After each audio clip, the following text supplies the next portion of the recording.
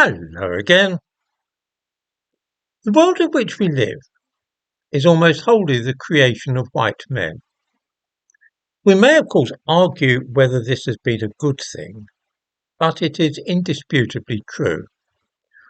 All our railways, aeroplanes, spaceships, computers, medicine, political structures, literature, art and philosophy have been produced by white men, with women and visible minorities having played almost no role at all, except perhaps in the field of writing novels. In the last 30 or 40 years, there have been great efforts in Western Europe and North America to begin handing on the torch, as one might put it, to women, as well as those of African and Asian ancestry. In Britain, this process has been forging ahead relentlessly for decades now.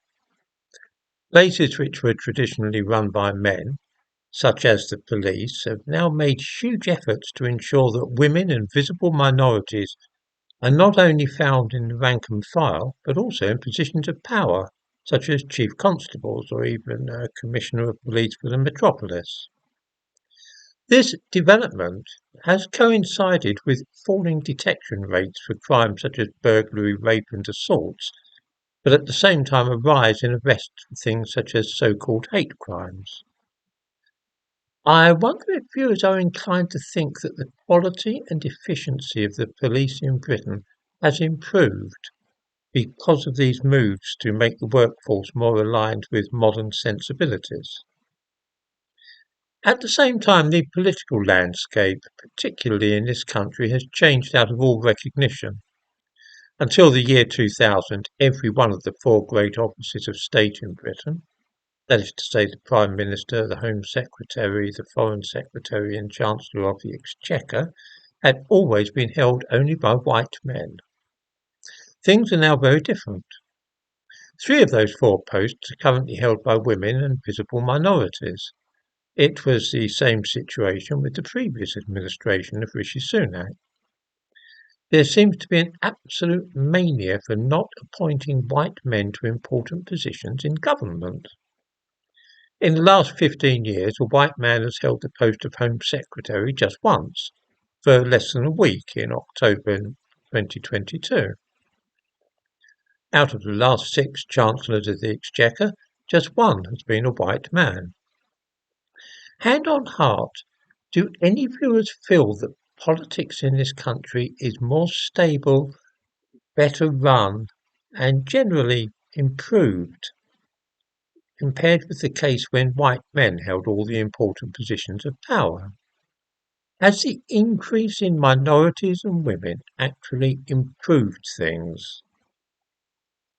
The picture is very much the same in many fields: the National Health Service, the judicial system, theatres, art galleries, museums, wherever in fact one cares to look.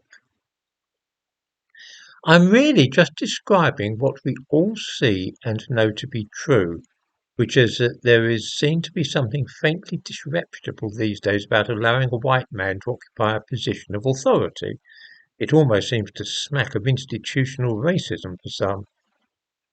Britain is in the forefront of this urgent drive to remove white men from the levers of power and influence and to replace them with women and people of African and Asian ancestry, but some other countries are not far behind. Of course, in the coming centuries, this might be seen in retrospect as a wise and far-sighted move, but at the moment it looks more like a suicidal strategy to destroy much that is valuable and good in the Western world. This may change, of course, and living through transitional periods of history is never comfortable. My own feelings are conflicted, but I will not deny that I am reminded of the old American folk saying to the effect that if it ain't broke, then it don't need fixing. The world created by white men seemed to function well enough, although as with any human system there was certainly a lot of room for improvement. Whether it was wise simply to scrap the old arrangement wholesale in this way and replace it with something else is another matter though, and about that I definitely have reservations.